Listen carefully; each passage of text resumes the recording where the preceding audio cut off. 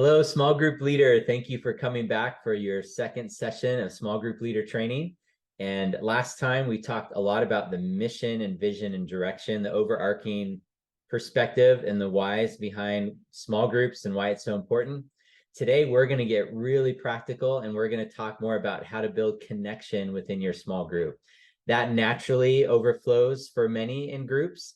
But it is an important piece that we want to take the time to talk about. So how does your small group become family? How do you just build better ways of connecting your group together?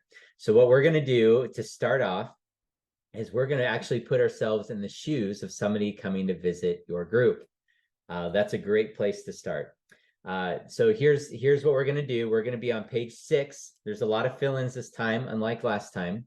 And so I'm going to just dive right in. If I am walking into your group for the first time as a new visitor, there are some questions that I may have in my head. I may not necessarily be thinking them consciously, but subconsciously they're in my head.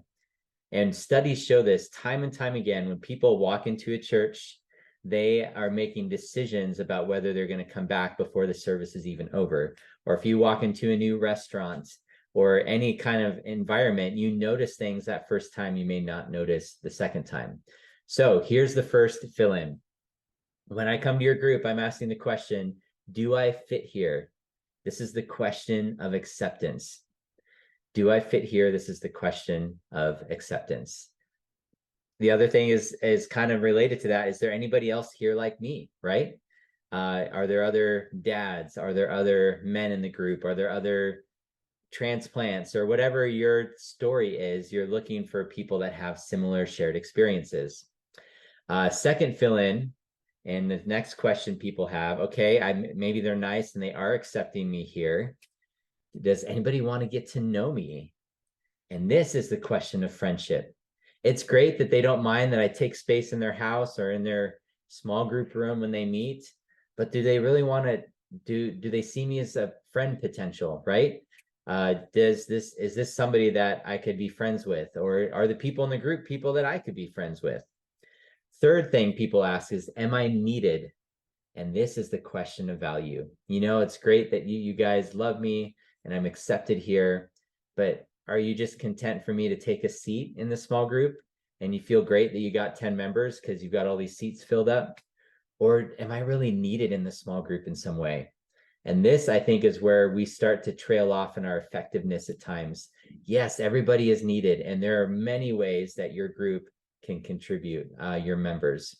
There's activities, serve projects, fun events, helping with prayer requests, bringing snacks, following up with members during the week.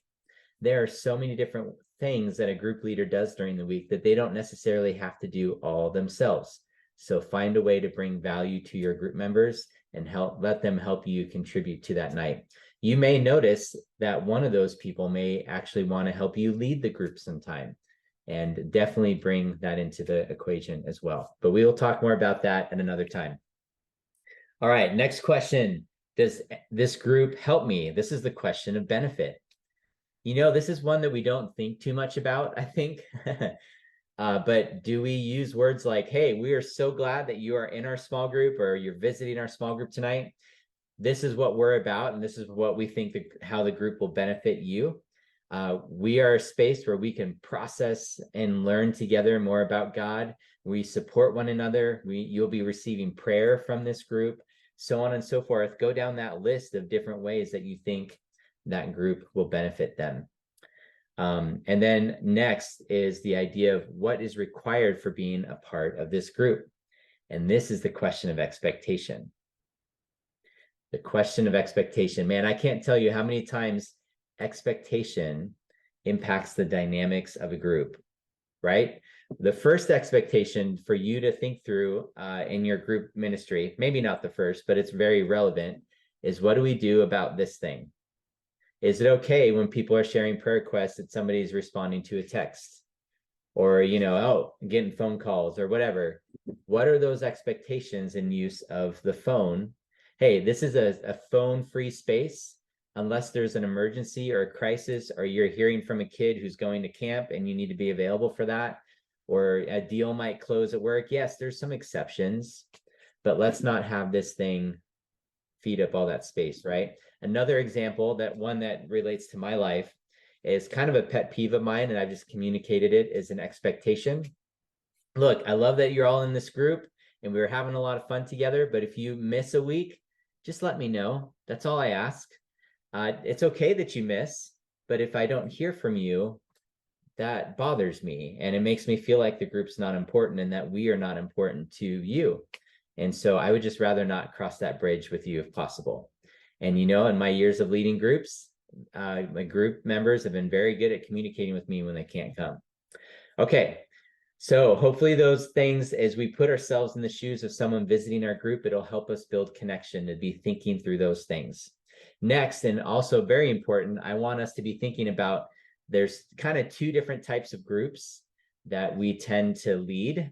And I'm going to put the graphic up for you to see the two different kinds of groups. One group is very leader focused and it's dispensing information. The other group is facilitating discussion, facilitating transformation. And you see that the dynamics in that group are so different. So I have a couple of questions for you. Which group would you rather be in? And next, which group do you lead? Are you the one who's dispensing the information? You're the teacher, you have a lot to say, and the group is sitting there listening. It's like a mini Sunday service. Or should small groups reflect something different, where there's a lot of contribution from everybody and the leader is helping move that contribution around the group? That's the kind of group that I think most of us want to be in, and that's what we want to do here at True Hope Church. So the fill-in at the bottom of the page is this: True Hope Church is looking for Bible discussion facilitators, not Bible teaching professors. Did you get that? We are looking for discussion facilitators, not Bible teaching professors. Now, we are passionate about the Bible here. We think having answers and seeking God's truth in his word is super important. Not saying that that's not the case. What I'm saying is, on Sunday, we sit and listen and we receive content. And ideally during the week in our groups, we're processing, we're talking it out, we're learning together as we go. And that's such a pivotal piece of learning, is not just the sitting and listening, but the hands-on, experiential, talk it out kind of stuff. Does that make sense? So that's what we're looking for in your leadership. And guess what? If you don't have the answer, that's okay. Make it a learning together, where you're teaching your group and you're learning together how to find those answers. You can always come and talk to us. And if we don't know the answer, we'll let you know. And we have other people that we respect and trust that we can ask them as well. Okay. Again, there's a lot of content. I'm trying to move fast for time's sake, but I want to switch gears to give you some facilitation tips. And this is on page 7. And if we were in a training together in a room, we would go around the room and each of us would read a different line and talk about it. But since we're doing an online training, I don't have the ability to do that. So you just have to go along with me here, because I hate reading through lists in a teaching environment. I'd rather it be interactive, but here we are. Okay, first facilitation tip is this: don't answer your own questions. And then I want to look at line 2 together. Get comfortable with silence and quiet. Don't answer your own questions and get comfortable with silence and quiet. That's interesting. Why would we bring that up? Well, when we get nervous about maybe the dynamics of the group and everybody being quiet, we start to talk more. And then we become that leader in that graphic that we talked about, where we're just dispensing the information and we're not bouncing it around the room. Okay. So the more we get comfortable with that silence, here, let me give you an example. I just asked this deep question, and I know I kind of sprung this on you. So I'm just going to wait a little bit to give you a chance to think it through. And whoever has any thoughts that they like to contribute, just jump in. And the more you get comfortable in your own skin in that room with that silent space, the more the members can feel at ease and think about their answer. So that is so important. Make sure that you do your best to get comfortable with that silence. and, add in those little comments. I know it's a deep one, or I know it's a random question. So just give them that time to think about it. Encourage more than a yes or no answer, or an answer that is the answer Jesus, like in Sunday school or some environment like that. You want to get people wrestling with it, not just a yes or no answer. Ask questions like, anything else? How about someone else? This is really great. If someone gives a good answer to a question and it's the first answer, but there's more in the room, you could say, that's great. Thanks for sharing that. Does anybody else have any other thoughts? Or who else has a perspective that they'd like to share? Create that space for that facilitation of discussion to go around the room. All right, give affirmation whenever you can. Wow, thanks so much for sharing, or I loved your perspective. That really especially helps the quieter members of the group when they do share. If you affirm, that encourages them to do it again. Try to involve everyone. Again, that introvert, we're going to talk more about extroverts, introverts in a minute. But at times it's okay to say, hey, Cindy, I know you're on the quieter side, but I know you're a thinker. Do you have anything to add to what we just talked about? So that way, if she's like, no, I don't, it's like, great, well, we'll just move on. Or maybe it gives them a chance to share. All right, set aside phones. We talked about that. Be good listeners, provide support, not quick fixes. Man, this is so important. Small groups are not the environment for people to fix one another. Small groups are the environment for sharing, for support, for processing. And let me just give an example. And one of my groups that I've led, one of our members in that group of guys likes to fix prayer requests. So when people are going around sharing a prayer request, hey, pray for this need, pray for this, they'll even give medical advice, and they're not in the medical industry. So I've had to say to that person in front of everybody else, hey, so-and-so, this prayer time is actually a time for sharing. And if any of you in the group want us to help, quote, fix or help you solve it, you need to give us that permission. You need to let us know while you're sharing. Just say, hey, I don't know what to do about this, or hey, can you help me figure this out? We need to make sure that we keep it that way, that we protect that space, because if someone starts to share a prayer request and they get treated as a problem to fix, it shuts them down. So we got to protect that. All right, be sensitive to the leading of the Holy Spirit. I'm going to skip one real quick and say it's not about getting through all the material. Focus on helping people grow. I think those two are connected.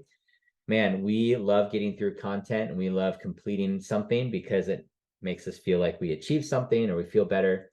But sometimes God has interruptions in a small group, does he not? I can think of many times, even once in a training. I was doing a training in person and someone said something about a brokenness or something that they were dealing with. We stopped the training and cared for them and then got back on and did more training. So sometimes those moments happen and we need to be receptive to how God is working. Lastly, begin and end on time. Why would that be so important? There have been times where I've seen somebody have an amazing night of group. They learned something, they shared something, they just seemed so jazzed. But then the prayer request time at the end or the sharing time at the end just went on and on and on. And they're looking at their watch and they're like, when am I going to get out of here? And that moment of excitement and joy, and I learned something about God tonight, I learned something about myself, got completely washed away. And it's like, I just can't wait to get out of here. Leader, don't lead a group in a way where people just can't wait to get out of your group. Do you want that? I don't think you do. So here's what you do. When things are going long, one, I'll talk about prayer time in a minute, but if the group is going long, say, hey, look at the watch. Got to call a pause on this. We're going to have to continue this conversation next time. Or actually, how about we do this? Whoever would like to stay and finish this conversation, you can do that. But those who have to go, why don't you get going? Maybe they have work in the morning or school in the morning. But let's close in prayer, and those who like to stay and finish can do that. Now, maybe you're the host that's like, hey, we're done, get out of here. I need to go to bed. And that's respectful too, but make sure that you respect time, because people's time is precious. It's valuable, important, and we need to do that. All right, I need to move on. Okay, group culture. Consistency for your group meetings is important. If you are vulnerable and authentic, with your group, then your members will begin to respond the same. The reality is this: it takes one, usually, maybe two, to lead the group in such a way where they model that vulnerability, that authenticity. Say, man, this is stressful right now. Especially as a leader, we can say, I'm wrestling with this. I'm trying to trust God in this, and I'm having a tough time. Be open in these ways, because guess what? Your group members sometimes don't know what to do in their mess. And if they see someone who's taking the right steps in their mess, it helps them learn how to take the right steps in their mess too. Paul says in 1 Corinthians 2:2-5, and so it was with me, brothers and sisters. When I came to you, I did not come with eloquence or human wisdom as I proclaimed to you the testimony about God.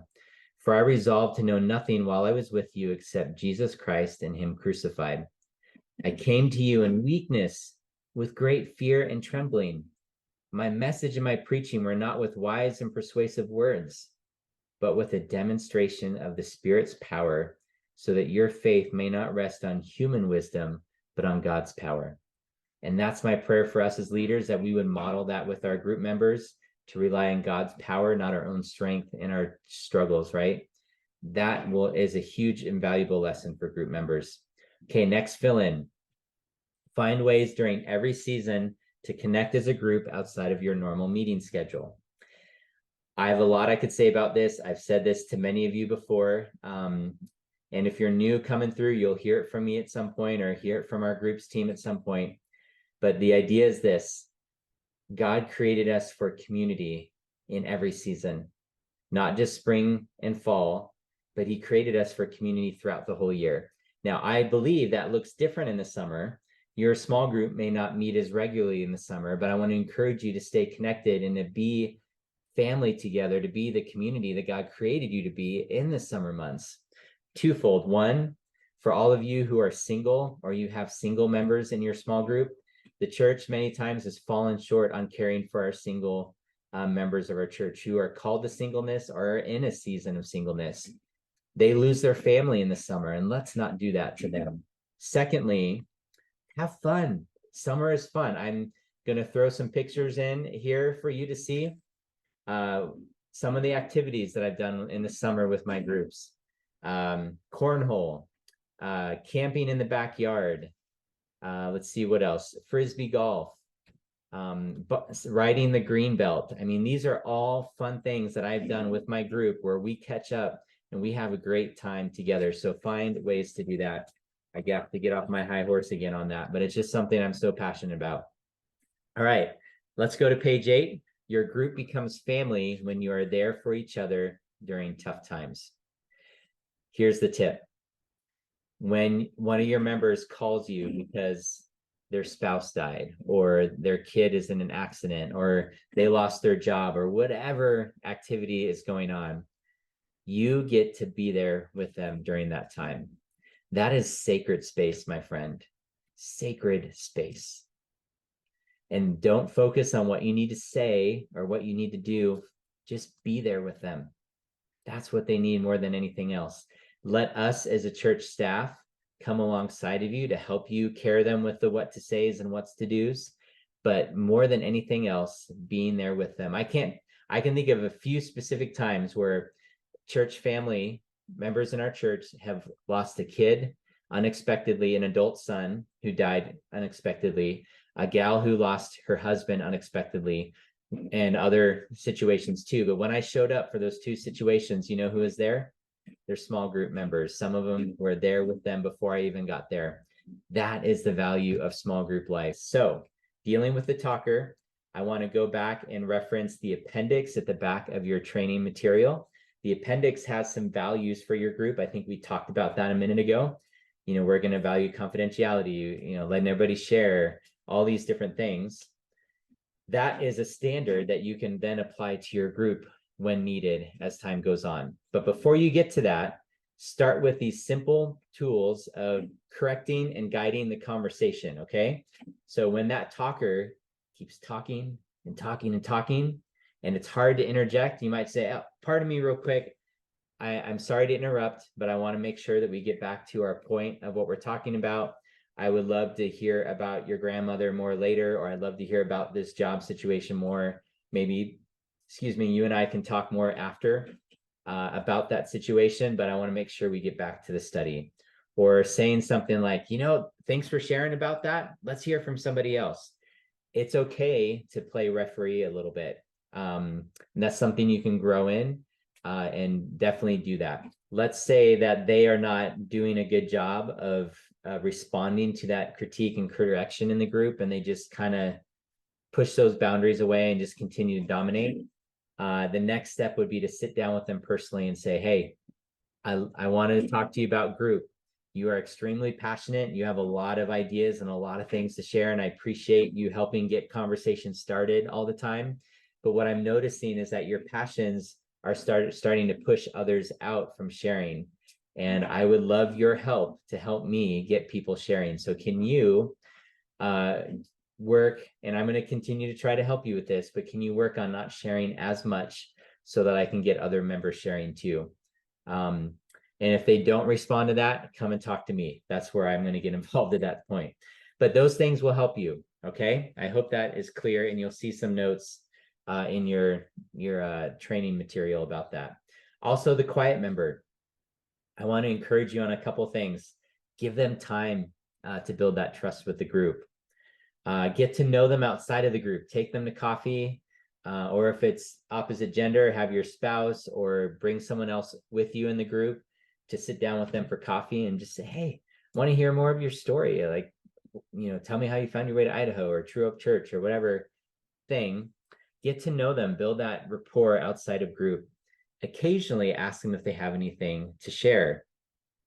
Find ways to involve them in the group in different roles. Maybe they like helping behind the scenes, and there's some great behind the scenes ways to help in your group. Maybe create ways for people to write out a response on occasion. Maybe you're using group questions and you encourage people, hey, this week we're going to do something different. I want you to write out a couple of thoughts, about the questions before we come to group. And that gives everybody a chance to more equally share. Creating a non-judgmental space and attitude, that the sensitive, quiet person may be more shut down than the more boisterous, outgoing person that may not notice some of those subtle cues. So keep that in mind. And then lastly, look for body language. Maybe you'll notice that there's a time they want to share, but they don't. And so catch that moment and say, hey, pardon me a sec, or thanks for sharing. I noticed someone over here. Did you have something you wanted to say too?